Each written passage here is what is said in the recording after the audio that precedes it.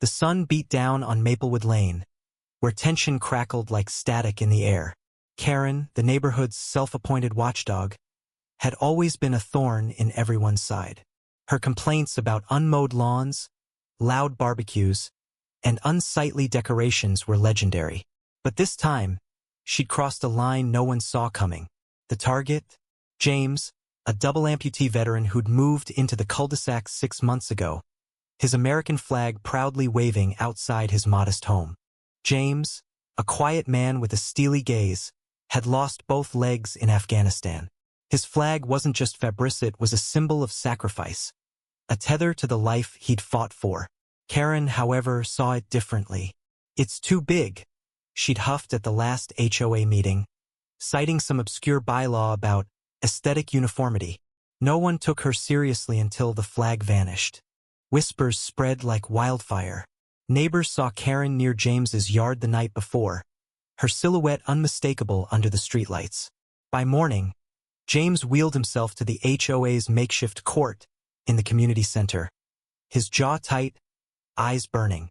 The room was packed, the air thick with anticipation. Karen stood at the front, arms crossed, her smirk daring anyone to challenge her. "It's my right to enforce the rules," she declared, tossing her hair. "That flag was an eyesore." James's voice cut through the murmurs. "That flag was my pride. You stole it. You disrespected everything I fought for."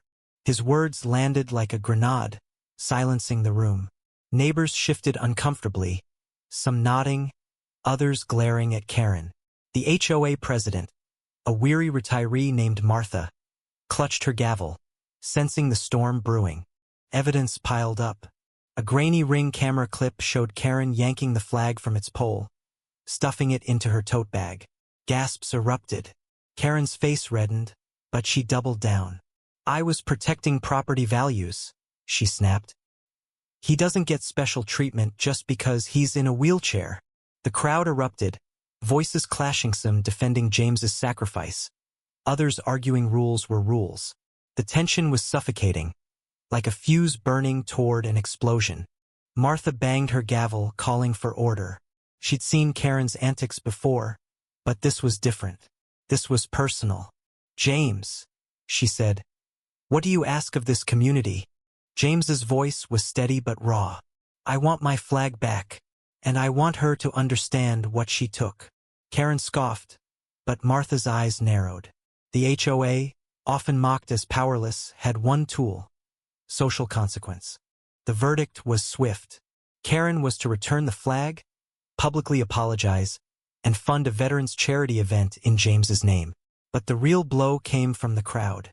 Neighbors turned their backs, their silence louder than any shout. Karen's defiance crumbled as she realized she'd lost more than a petty battle. She'd lost her place in the community. James got his flag back, but the victory felt hollow. The fabric was torn, a jagged rip across the stars. He wheeled away, head high but heart heavy, knowing some wounds couldn't be mended. Karen, meanwhile, packed her bags weeks later, unable to face the eyes that now saw her for what she was. The neighborhood never forgot. The flag still flies, a reminder of sacrifice and the cost of pride. What do you think? Did justice prevail, or was the punishment too harsh? Share your thoughts on where community ends and cruelty begins.